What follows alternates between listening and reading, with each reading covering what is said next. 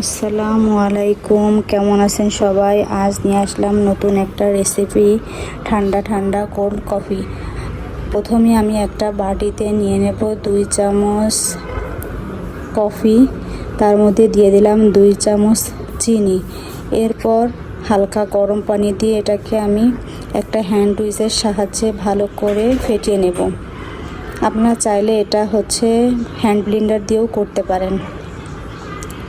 যতক্ষণ না এটা ফেটানো হবে ততক্ষণ পর্যন্ত এটাকে ভালো করে ফেটতে হবে।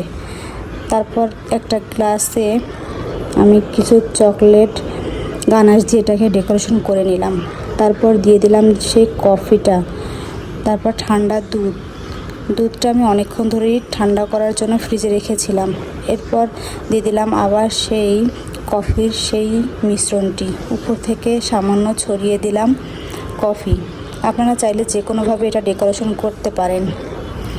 তাই এই গরমে আপনি খুব সহজে তৈরি করতে পারেন ঠান্ডা ঠান্ডা কোল্ড কফি।